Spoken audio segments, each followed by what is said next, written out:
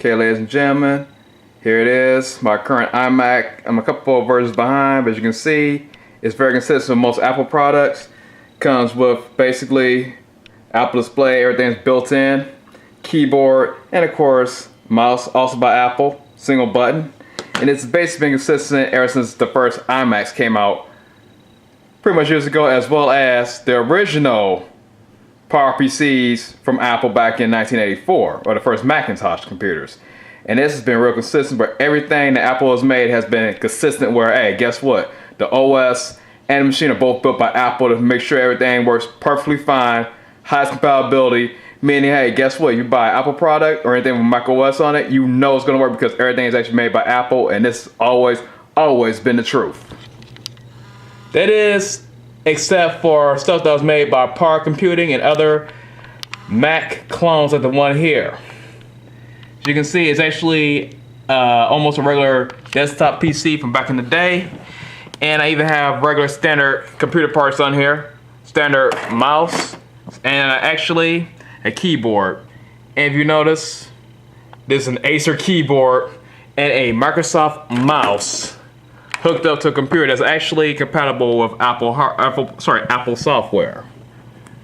So they found a way to kind of muck together PC and Apple products and actually managed to get OS X installed on here, and actually got licensed back in the day during the time where Steve Jobs was actually not part of Apple. So let me kind of get the camera on here, show you the back end of it. And as you can see, has all the standard ports you would expect from an old school machine.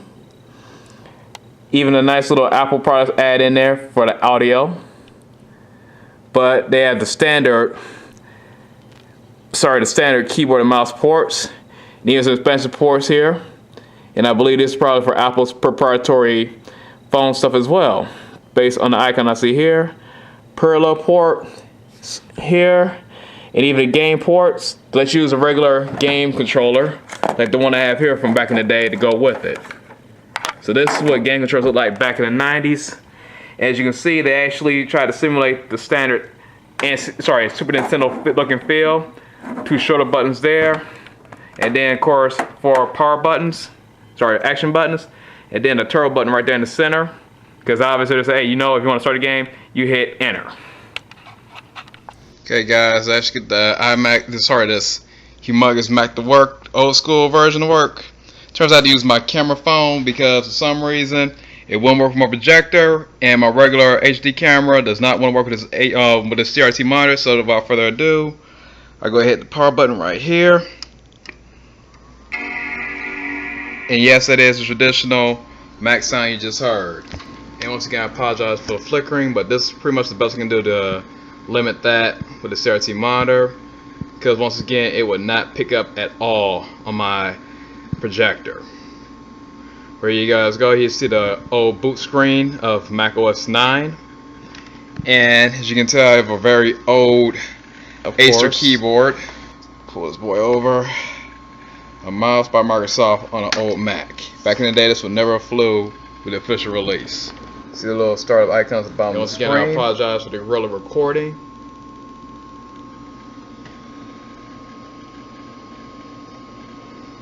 Don't really feel like setting this up because I don't feel like lugging this thing to a network outlet, because, well, obviously this is not wireless because it's from the late 90s.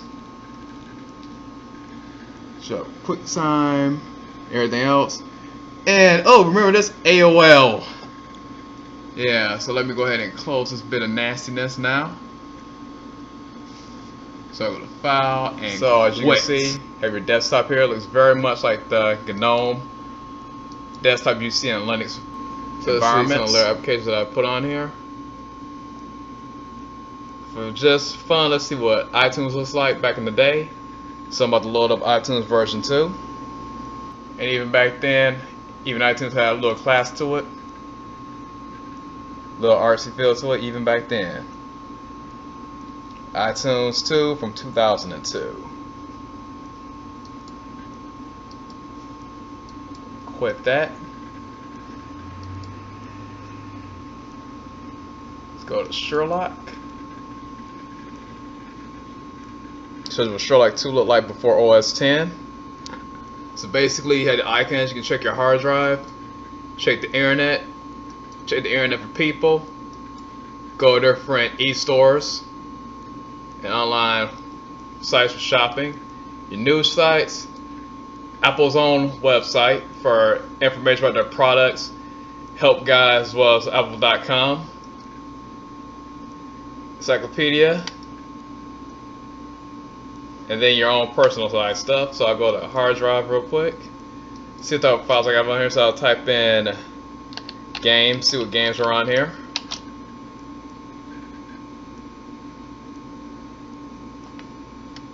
Nothing was really found, so I was typing game. Just playing around with this. I already know what's on here. Type in Doom. Here we have Doom. The icon there for Doom. See the Doom guy right there.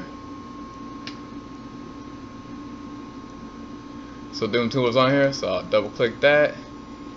And we have Doom 2 like we would do for the PC. Turn off the light because we're getting less little glare in there.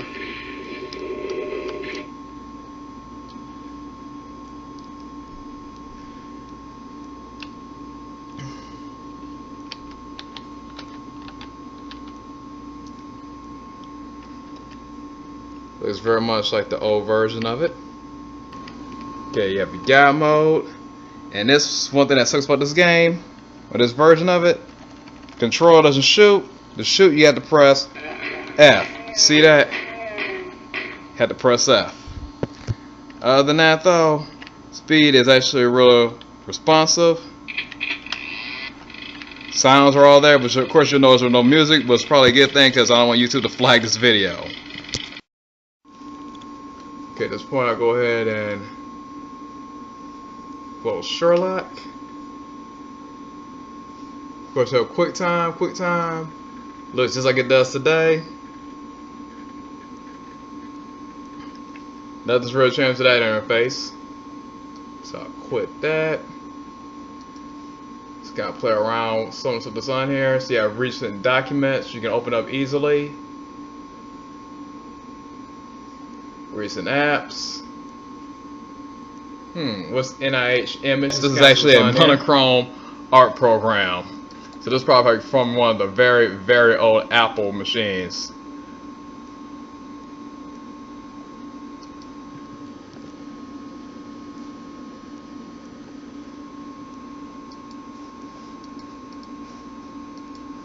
Quit that. Go back to color. It's real trippy when you go with this camera. Work perfect. As you can tell, it has very old school Mac look to it, and looks almost nothing like Microsoft Word at this point. Well, this you can do tables.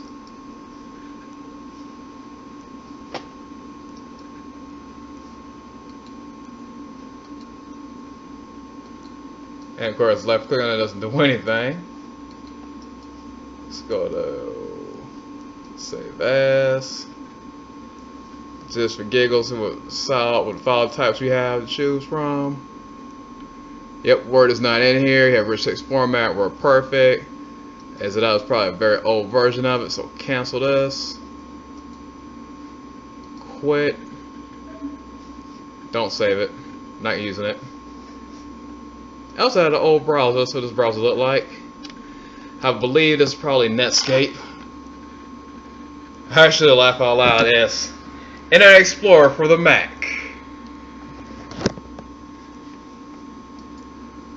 Understandable. So this is what the one of the original versions of the Internet Explorer looked like on a Macintosh.